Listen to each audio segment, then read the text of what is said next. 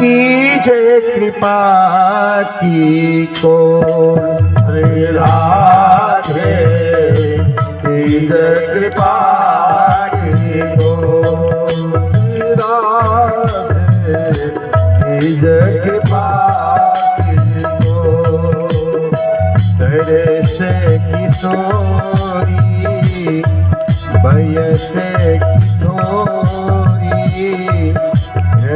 रस मोरी कीजे कृपा की तोर श्री राधे कीजे कृपा की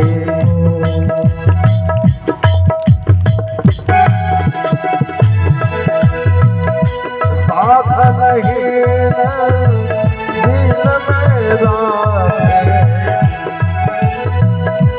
साधे हीन दिल में राधे तुम करुणामयी प्रेम जगाधे तुम करुणामयी प्रेम जगाधे भागे द्वारे जाए पुकारे कौन निहारे दीन दुखी ओर श्री राधे कीजे कृपा की ओर श्री राधे कीजे कृपा की ओर।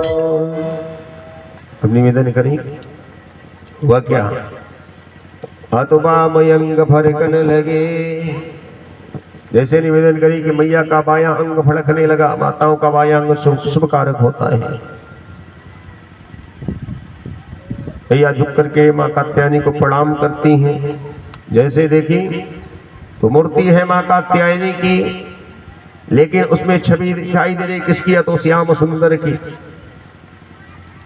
दर्शन करी माँ के चरणों में जैसे साष्टांग प्रणाम करती है कि मैया कात्यायनी के मूर्ति से एक पुष्प उस माँ के आंचल में गिर जाता है। प्रसन्नता भई माथा टेक रही, प्रणाम कर रही है। तब तक भगवान उन सब के बीच में आते हैं। क्या आ तो अपने रथ में दिव्य तेज फैलाया। सब लोग पलट करके रथ को देखने लगे। बोला कि बड़ा सुंदर रथ है और बड़ा दिव्य है। अब उसमें से भगवान मुस्कुराते हुए रथ से नीचे उतरे। जब पैदल चलने लगे सब सैनिक भूल गए कि हम किस लिए यहाँ खड़े हैं। सबने देखकर कहने लगा कि बताओ कितना सुंदर है, कितना सुंदर टेढ़ी चाल चल रहा है। फिर आगे बढ़े तो कुंडल हिल रहा था। लोगों ने कहा देखो कितना सुंदर इसका कुंडल है। अब इनकी बड़ाई करने में आगे बढ़ा, देखा कि मुस्कुरा रहे हैं। कहा कि बड़ी सुंदर मुस्कुराहट है। सब सैनिक भूल गए हम किस लिए यहाँ पर है, क्या करने के लिए। भगवान मुस्कुराते हुए अंदर प्रवेश किए और जाकर के कात्यायनी मैया के मंदिर से मैया रुक्मिणी को अपने हाथों में उठा लेते हैं और हाथों में उठा करके लेकर के चल दिए। जब चलने लगे तो वही सैनिक पलट करके कहे कि देखो ना भगवान इन दोनों की कितनी सुंदर जोड़ी बनाया है। भगवान करे कि इनकी जोड़ी हर समय सही और सलामत रहे। हंसते हुए फिर आगे बढ़े। अब इनके मुस्कुराहट का, इनके चाल का, इनके कुंडल का, इनकी जोड़ी का बखान होने लगा। इतने में भगवान अपने रथ के पास गए। ले जा करके रुक्मिणी को बैठा देते हैं रथ में और अपने रथ लेकर के चलने लगे। सैनिकों ने कहा देखो कितना सुंदर रथ रखा है। दोनों बैठ गए। मालूम पड़ा है कि राजकुमार और महारानी है। अब ऐसे करते करते देखने लगे भगवान लेकर के चल दिए। कुछ देर बाद रुक्मिणी आता है। इधर गया कौन? कहाँ गई? मंदिर में नहीं थी। सैनिक अब इधर उधर पलट के देख रहे हैं। कहा कि बताओ रुक्मिणी किधर गई? सैनिकों ने कहा महाराज क्या पूछ रहे हैं, बड़ा ही दिव्य आया था। जो उसे लेके गया उसकी प्रशंसा हम लोग नहीं कर पाएंगे। भगवान उन दोनों की जोड़ी बनाए रखे। जोड़ी बनाने की बात है। कहा कि वो कौन था, कहाँ गया? हम तुम्हें सुरक्षा के लिए लगाए, किधर गया? डांट के बोलता है। कहा कि इधर पकड़ो। अब सब लोग दौड़ लगा रहे हैं पकड़ने के लिए। भगवान लेके जा रहे हैं। रुक्मिणी भी दौड़ा हुआ आगे बढ़ा। भगवान को ललकारते हुए जा रहा है, अपशब्द बोलते हुए जा रहा है। भगवान कुछ देर तक सुने।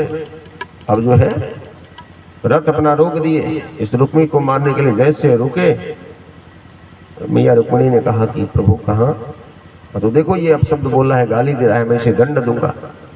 तो मैया हाथ पकड़नी कहीं गई, प्रभु अरे कितना हो है, तो मेरा भाई है, भाई है, कम से कम इसको छोड़ दीजिए, इसको क्षमा कीजिए। भगवान छोड़ देते, फिर चलने लगा, फिर से ये दौड़ के गाली देने लगा। भगवान कहे अब तो चाहे भाई हो कुछ भी हो, अब नहीं छोड़ने वाले।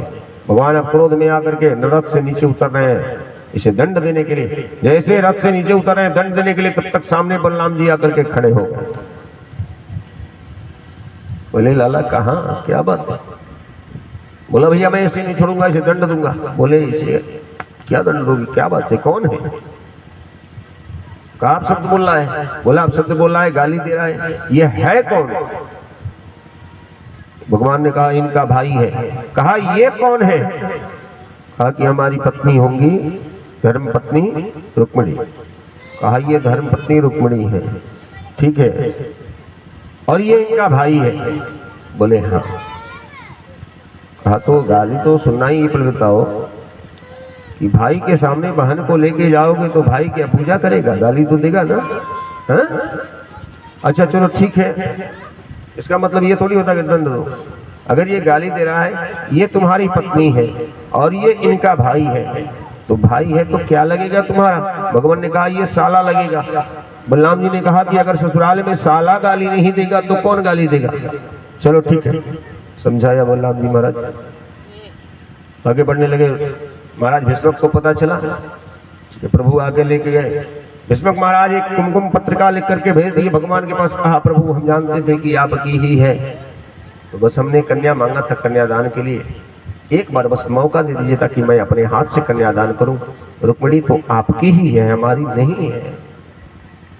भगवान रुक जाते हैं। द्वारिका में सूचना दे दी गई, द्वारिका से बारात सज धज करके आ रही है। इधर कुंडनपुर में भी तैयारी भई। अब दोनों पक्ष हावी होते हैं, विवाह का प्रसंग शुरू होता है। तो अब विवाह माने विवाह तो होगा ही, हम एक शब्द में कहेंगे विवाह हो गया, जयकारा मना देंगे, लेकिन विवाह के आचार्य दुबे जी हैं, दुबे जी विवाह करा। थोड़ा समय करा दीजिए 5-10 मिनट में, अब तो जल्दी जल्दी विवाह हो रहा है।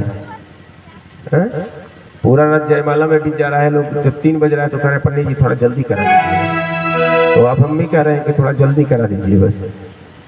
बोलो बाकी भी हरिलाल की।